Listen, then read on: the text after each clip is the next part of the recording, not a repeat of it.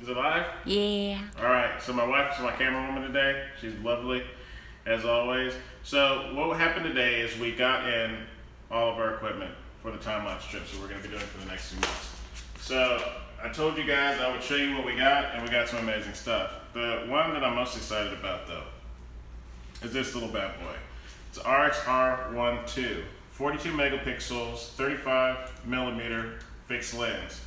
And one of the hardest things when doing time lapse is keeping the sensor clean. Well, since it's a fixed lens, I don't have to worry about the sensor getting dirty. Now, 35 millimeters might be a little bit prohibitive sometimes, but I've looked at a lot of my time lapses and 35 is good enough.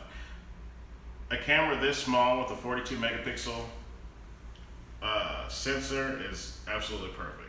So I'm really excited about putting it through the ropes. The only downside of this camera that I see is that it can only take about 200 pictures per battery charge, but that's okay because I have, oh well, I don't have it. But it will be connected to a battery. That's what I like about most of Sony's cameras, that I can run the app, the time-lapse native app, and hook a battery. Wow. Did it pause it on under? Yeah, you're live again. Oh, so sorry about that. My phone rang. Anyway, so the first camera is R1 II. Second camera they sent me is another one that I'm excited about, testing it out, the A99 Mark II, which is also 42 megapixels. But what I like about it the most is it's a big DSLR type body. Last summer, I was shooting a time-lapse project in downtown Houston, and it gets really hot here. And the only bad thing about the A7R2 is when it gets hot, it likes to shut down. So I'm really excited about having that sensor and this big body. And it should be very good, especially we're going to be going to Arizona and Utah. It's weather sealed, so it should be a good camera.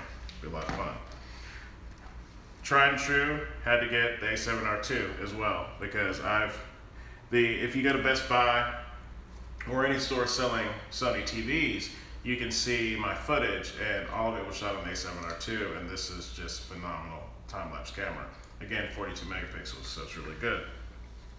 I'll also be doing some video clips for them, so I also got the A7S2, which is, as everybody knows, one hell of a video camera. And it also takes some pretty amazing stills.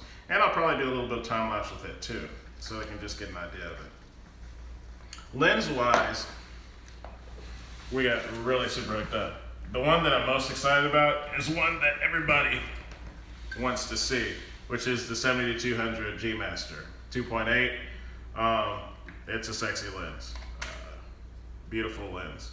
So that'll be a lot of fun getting footage for. Of course, I had to get the 24-70 G Master 2.8, which is a stellar lens. Some of the footage that I shot in that time-lapse I was telling you all about is with this lens, incredibly sharp. So it's a great lens. And then to round it out for the E-mounts, the 16-35, which I've shot before, the f4, and it's a stellar lens.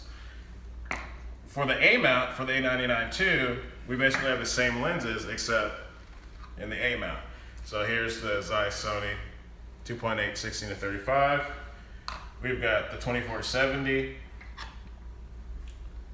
which is an awesome lens, A-mount, and then we also have the 70-200 2.8, which is also an awesome lens. So they really did hook us up. Disclaimer, I guess you have to say this for all videos now.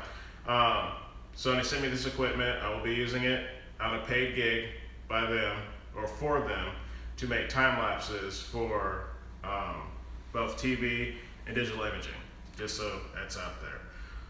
The rest of the equipment I have is just stuff that you need for the trip. We've got my 2 favorite tripods. We've got the GoPro, which can get BTS footage. I've got ND filters, and my cat's not going with us even though she'd like to. ND filters are great for time lapses because when it's bright outside and you want to drag the shutter and get that nice little blur, that's how you can do a slow shutter with an ND filter. And to top it off, we've got my Kessler 3-axis second shooter, so I can do pan, tilt, and slide, which is pretty awesome. And that pretty much sums it up. So I thought I was going to let you guys see me do a lot of cleaning today because I had to clean all this equipment. But we'll save that for another time. I also cleaned all the sensors on them, but they were pretty good anyway. But I'm always really extra careful because I shoot a lot at f13, and you can see any kind of sensor dirt on that. So I went through and made sure I cleaned, made sure the sensors were all clean. Didn't have to do it on the RXR2. Very happy about that. And what else did I do? Cleaned all the lenses and all that. And as you see while we travel, you'll see me cleaning stuff and what I do to make sure everything's clean, checking before we do the shoots to make sure there's no sensor dust, so I don't come back to the hotel room and want to kill somebody. So I'll be showing you all that stuff on this trip. We will be heading out tomorrow morning. We're gonna road trip it because we had to kind of push it back a little bit, which will make it a lot more fun. We're also probably going to be sneaking to New York City since we're going to be 3.5 hours away from there, and you just can't be 3.5 hours away from New York City and not see it.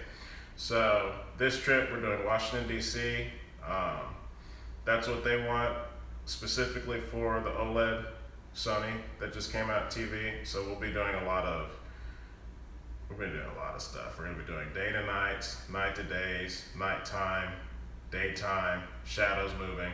So it's going to be a pretty extensive trip. We'll probably be gone for about a week.